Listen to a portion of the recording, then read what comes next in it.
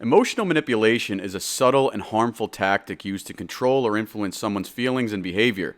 Recognizing these signs can help protect yourself from being manipulated. Here are 7 common signs you might experience if you're being emotionally manipulated. For those of you, if it's your first time, I welcome you. For those of you, if you're back, welcome back. My name is Joe. I'm an entrepreneur, investor, business, life, and relationship coach. Number 1, you're always feeling like you're walking on eggshells. Emotional manipulators often create an environment where you're constantly worried about upsetting them. You might feel anxious, uncertain, or like you have to carefully monitor your actions and words just to avoid conflict or reactions, even in situations where it shouldn't be necessary. Number 2, constantly doubting your reality. This is called gaslighting, guys. If you haven't seen it, check out one of my other videos specifically on gaslighting. Gaslighting is a common tactic where the manipulator makes you question your perceptions, memories, and reality. They might insist that things didn't happen the way you remember, or that you're just overreacting. Even when you know something isn't right, over time, this can leave you feeling confused, unsure, uncertain, and doubting yourself, your perceptions, and your realities that you know, in fact, are actually true. Number 3, and this is one of my favorite ones, they always use guilt to control you. Manipulators often are always the victims in life. They often make you feel guilty for things you didn't do, or often taking care of your own needs. They might say things like, if you really cared about me, you'd do this for me, or I wouldn't have done that if you didn't do this first, or I can't believe you're doing this to me, I have so much going on, you shouldn't be doing that, or I've done so much for you, and now you're doing this to me. These tactics make you feel responsible for their emotions and their actions, when you should never be responsible for someone else's emotions or reactions. Number 4, your feelings and needs are always ignored and dismissed. Have you ever been in a relationship where you feel like you were always giving and they were just take, and never give, and didn't even really seem appreciative at the fact of everything that you're doing for them? When you express your feelings or needs, the manipulator may downplay them, ignore them, or even belittle them. You might start to feel selfish or unreasonable for wanting to set realistic boundaries or prioritize yourself in any way.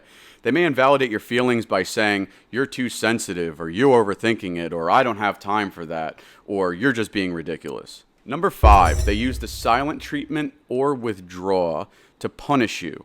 Now, there's a difference between withdrawing and setting a boundary and withdrawing and using the silent treatment to gain control or being emotionally manipulative. When somebody uses the silent treatment to be emotionally manipulative, it's in response for you not doing what they wanted you to do. If you had a situation where you were true to your values and you said, no, I'm not okay with that, and they responded by getting angry and then shutting you out and not speaking to you for a week, that's emotional manipulation. Manipulators often use the silent treatment or emotional withdrawal as a way of punishing you and controlling you. They might suddenly stop talking to you or withholding affection from you until you correct your behavior and become compliant with their requests and needs, which sounds ridiculous, right?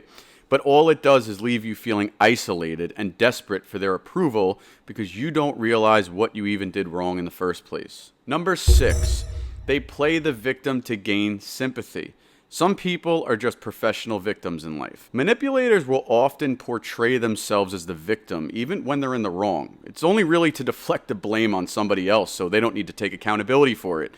They usually say things like, well, I'm the one that's been hurt here, or why is this always happening to me, or do you remember when you did this to me years ago? You should feel bad for that. This tactic really only makes you feel bad and can make it harder to really hold them accountable for their actions that they've done in the first place. Finally, number 7, and this is a big one. You always find yourself apologizing for everything, every argument, every instance, and most of all, apologizing for things that they have done wrong. They refuse to take accountability. They refuse to apologize, and then they will further manipulate you by refusing to speak to you and telling you that they don't want to talk to you or see you again until you apologize to them for something that they've done. How crazy is that? You may feel like you're always apologizing, even if it's not your fault.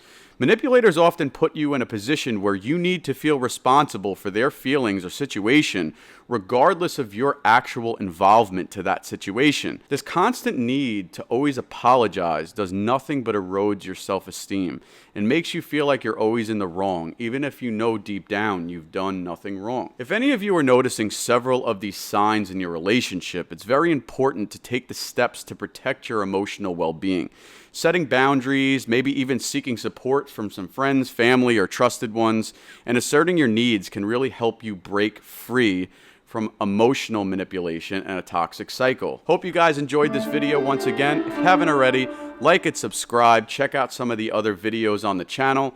As always, I appreciate you guys. Check you on the next video.